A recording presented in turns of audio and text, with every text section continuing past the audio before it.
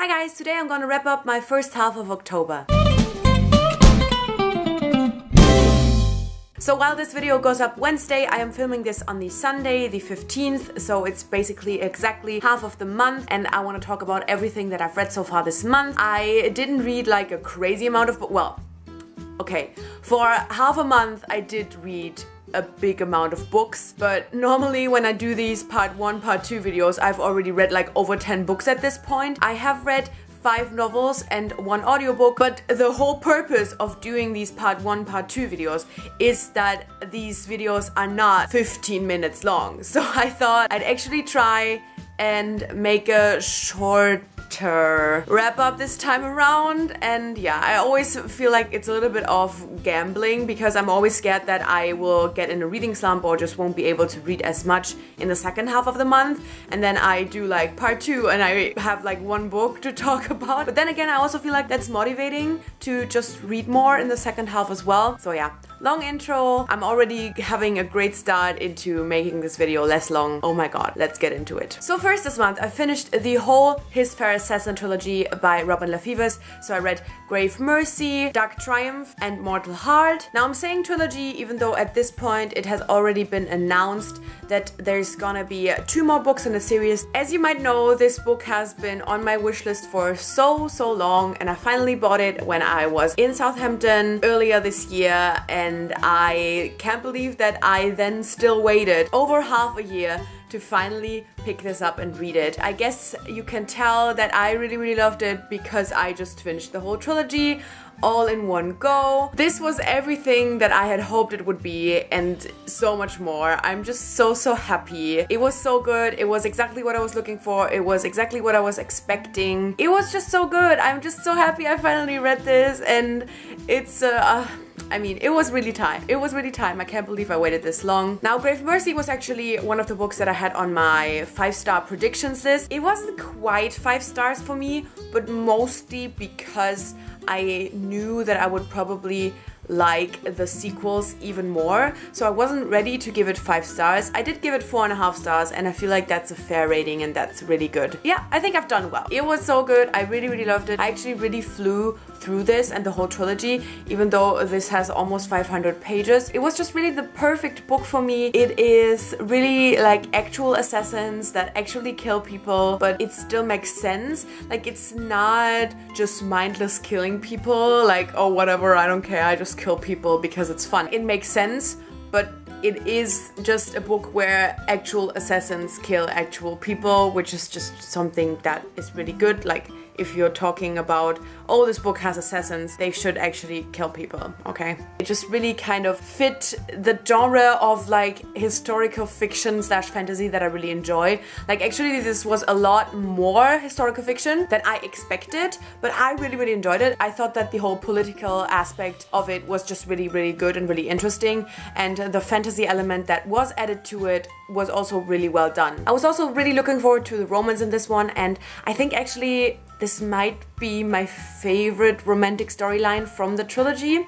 I'm not quite sure, but I think it might be. I just like the whole development because it's kind of enemies to lovers, which is always good. And yeah, I just really enjoyed this first book. So then I went straight into Dark Triumph, which is the second book. This is obviously told from a different perspective. I was really looking forward to this point of view. I really liked this girl in the first book already and thought that she was interesting, and so I was really looking forward to finding out more about her, especially because her whole storyline was really a mystery in the first book. So I was so interested to see what actually, you know, was going on with her this whole time. Now, this book was definitely my favorite from the trilogy, and I'm glad I gave Grave Mercy 4.5 stars because Dark Triumph was a very clear 5 stars to me. It was so intense. Like, the background story of the main character in this one was probably the most tragic background story I have ever read. There were certain things that, you know, you found out really early or that you could kind of suspect really early, but then somewhere in the middle or like the 3rd quarter or something, there was just this point where all of the things actually got revealed. So some of the things that you were maybe thinking had happened were actually like said on page, and then just things kept getting worse and worse, and even worse things got, like, it just it went on and on and on, and more horrible things got revealed, and I had to put the book down, and I just bawled my eyes out. I'm getting emotional, why? Because it's just, oh my god, this character's story was just so tragic, so sad, so heart-wrenching, and the way this character was able to overcome all of this, and just, oh my god. Oh my god. Like, if you saw my Conjuring of Light vlog, Dark Triumph was similar, top-notch, ugly sobbing. It was just so intense, it was just so much, and so many more things I couldn't handle it, but it was so good. I really just love this story overall. I just found this book to be so good. And then I immediately picked up the third book, Mortal Heart, and I was kind of sure that I wouldn't really like it as much because the main character in this one was someone that I wasn't really interested in. This was definitely my least favorite, although I still gave it 4 stars, so I still really loved it, but it just wasn't quite up there. We start a little bit earlier and we're back in the convent with this character, so I wasn't really interested in this convent life anymore. I just wanted to get into like the political intrigue that we had in the first and second book. So, you know, it didn't really pick up where the second book ended, but just kind of rolled back to a certain point, and I was just like, I don't care. I just want to get back into the action, and I want big conclusions, and I want political intrigue, and that didn't really happen. But I have to say, the main character definitely grew on me so much. The whole story grew on me. Like, the more I got into it, the more I started enjoying it, and the more I started loving it just as much as the first and second book. Like, once we were out of the convent, and then once we met up again with the characters from the first and second book, I was just like, yes, I love it. This is my shit. There were also a few things in this book that kind of got revealed, and that was also one of the things that I didn't enjoy as much, because there was like this one big reveal that was so predictable. Like, basically in the first pages I was like, okay, we're gonna find out about this thing, and I'm sure it's gonna be this, and then it was that, and I was just like, why did it take so long for this to be revealed? But then there was another thing that got revealed that just fucking destroyed me, and I can't explain it. Like, there was this reveal, and it was combined with like a kind of already sad scene anyway. So once again, I just bawled my fucking eyes out, because it was just like sadness and shock, and all of a sudden, like, so many things kind of fell into place, I feel like, and so many things just started making so much sense, and so many things just got such a deeper meaning. I was just like, holy shit, what is happening? So definitely, while this kind of first big reveal didn't really work for me, the second reveal worked like double the amount. Oh my god. Yep. What really happened with this romantic storyline is that in the beginning I really wasn't a fan of it, and I was really sad because I really enjoyed both the romantic storyline in Grave Mercy and in Dark Triumph, and so I was already, you know, looking forward to this aspect in the third book. When I kind of didn't feel that way, I was just like, no, what is happening? Like, I just like when I like a romance aspect. That makes a book so much better for me. And so I was just like really sad because I couldn't really get into it, and I just also felt like it was just really not as well done as the romantic storyline in the first and second book. But as the main character and as the whole story in general, this romantic storyline also absolutely grew on me, and I felt like in the end it made so much sense, and it was really good and really well done. Yeah, I was pretty invested at the end of it. Yeah, okay, it was just such a good reading experience. I just loved this whole trilogy. 100% recommended. I'm so glad I finally read it. Oh my god. Alright. Okay, so now I kind of wasted 20 minutes on his Fair Assassin. See, this is why I did part 1 and part 2, because I knew I had so many thoughts.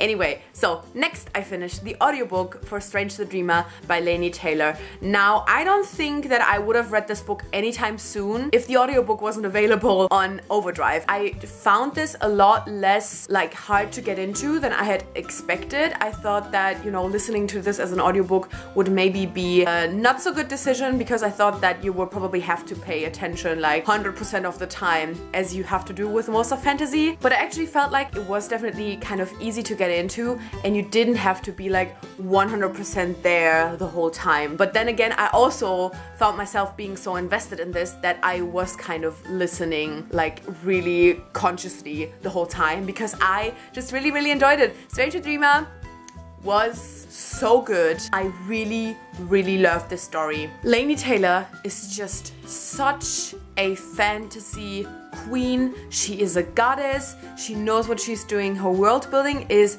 so good. Her characters are so good. Now, if you go into this, definitely expect that there is a big romantic storyline in this one. Obviously, not really a problem for me, but definitely something that you should be aware of if you go into this. Now, if you read the Daughter of Smoke and Bone trilogy, it's not really a surprise because that one was also really heavily focused on the romance. But I feel like lots of people kind of recommend Laini Taylor because she writes great fantasy, but her stories are a lot about romance as well. And I feel like if you're not too into that, you should at least expect it to happen. Now, while I was definitely 100% invested in the romance, I have to say even I was a little bit bothered because it was definitely insta-love. And I think it made sense. I think the writing was really well done so that I was still invested and still 100% emotionally felt everything that I had to feel. But I just definitely wish that we had a little bit more time to like actually develop romantic feelings. But yeah, in general, absolutely love the story. It broke my heart. That ending killed me. Cannot wait for the sequel. I really hope it actually comes out next year and it's not like, oh yeah, someday I'll publish it. I don't know. Next I finished Midnight Thief by Livia Blackburn. Now this book is a YA fantasy. It is about a thief that kind of gets recruited by this assassin guild, and I went into this kind of blind. Like, that's really the basic concept that I knew about it. I think one of my favorite aspects of this story was actually like the anti-assassin story in this one. If you advertise a book as being about assassins, you have to have actual assassins. This one, obviously, I don't know how the like original marketing around this book was, so I might be completely off, but I feel like this one is actually a story where, you know, they don't really advertise it with like assassins. You just kind of know that this person gets into this assassin's guild, but really from the beginning on, this person is like, okay, yeah, I help you with this stuff, and I will help you like figuring out plans, and I will be like the brain of this operation. But she is immediately like, I won't kill people. And I actually really, really like that. I think it was actually an aspect of the story that I found really enjoyable. And that is definitely an element that does not change over the course of the story. So there's not like someone who's like, oh, come on, like it's not that bad. And then she's like, yes, I love killing people.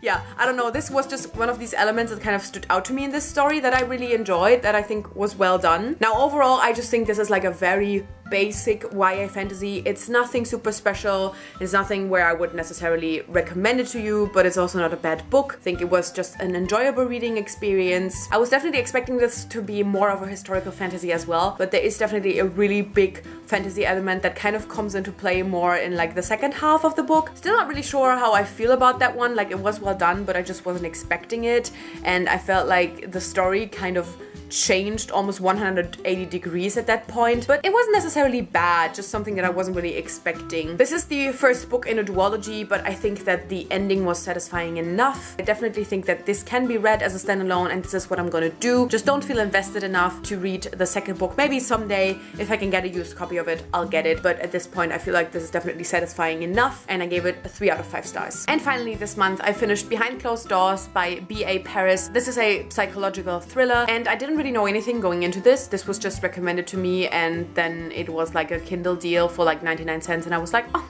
yeah, why not pick it up? I just thought in celebration of Halloween I would actually pick up this thriller that I bought like a year ago. Now I really don't read many thrillers, but if I do, I actually tend to enjoy them. I think in general it's definitely a genre that I do enjoy, but it's just that there's other genres that I just enjoy more. I wouldn't necessarily say this is an enjoyable read. Like, it's a really good book. I really enjoyed this overall reading experience, but is it an enjoyable read? Not really, because it's a thriller that is just very, very upsetting. Some of these things are just really hard to take in. There's definitely lots of emotional abuse in it. There's mentions of physical abuse, but I don't think something very explicit on page. And I definitely want to mention that there is animal abuse in it. It's not graphic, but I am someone who is not usually that bothered by it. Like, I know there's some people who would never pick up a book that has any kind of animal abuse in it, or that immediately quit a book if they are even getting close to some kind of animal abuse. I have to say I'm not really like that, but definitely that scene was very upsetting for me. It's not graphic, but it's upsetting. So definitely, if you want to read this book, you should have this fair warning. I feel like thrillers for the most part are just really kind of easy to read, and they just kind of keep you at the edge of your seat, so you want to continue reading, which is always good. But definitely what kind of made this whole book just a really good, enjoyable book for me was the ending. I just think that the whole way this story kind of ended and was resolved, I guess, was just really well done and really interesting and really intriguing. I feel like even if you don't read a lot of thrillers, then this is definitely a book that you would enjoy, but don't expect like a plot twist. I feel like lots of us people that don't really read a lot of thrillers, we tend to read the thrillers that have like these big plot twists, like Gone Girl. So we keep expecting big plot twists to happen in every thriller. Thankfully, I went into this knowing that there wouldn't be a big plot twist, but I'm just saying, don't expect a big plot twist because it's not there. It's just like a very solid thriller, and I gave it 3 out of 5 stars. Now, one more book I do want to talk about is another book that I finally decided to DNF. I started this in September and then put it on hold and then started reading again, then put it back on hold, started reading again, put it back on hold, and finally decided to DNF this. I feel horrible about it, but that's just the way it is. And it's 27 Hours by Tristina Wright. Now, this is a YA science fiction spacey book that I was really looking forward to, and I was so excited that I got an ARC, but I just could not get into this, and I feel horrible about it because it's a really diverse read. It has so many different queer characters, it has people of color, it has a deaf character, and I think there's gonna be more disabled characters in the sequels, but I just had such a hard time getting into this, and as I said, I tried and tried again, but I just couldn't really do it. So I thought that me DNFing it now is something that everyone will kind of benefit from, because I feel like if I had forced my way through it, it wouldn't have been a good review, and now all I can say is that I feel like it's just not something for me, but something that other people will probably still really enjoy, and lots of people have already enjoyed. Like, there's so many great reviews out there. I think my biggest problem was that, you know, I got over a third into this, but there's so many characters, and I sometimes forget who is who, and there's so many point of views, and I just could not differentiate between these different point of views. I think that there was way too much action in the beginning already, so that I was not really able to kind of be emotionally invested with any of the characters. I thought, instead of trying to force my way through it just because it's an arc with, you know, a diverse cast of characters, might as well just end it here, say that I just think it wasn't really my thing. I might end up picking it up again before the sequel comes out. I don't know. I just wasn't into it. Anyway, so now I did end up having more than half an hour of footage. I don't know how it happened. I'm sorry if you're still here watching this. Thank you so much for watching. Let me know if you've read any of these books that I talked about. Please talk to me about the His Fair Assassin trilogy, okay? I need someone to talk to. Like, I'm just... The whole week after I finished Dark Triumph, I was still constantly thinking about Sibella's backstory and how fucking tragic it is. Can't get over it. So yeah, this was everything that I read the first half of the month. Let's hope that the second half of the month is gonna be just as good. And yeah, thank you so much for watching. I guess I'll see you soon. Bye!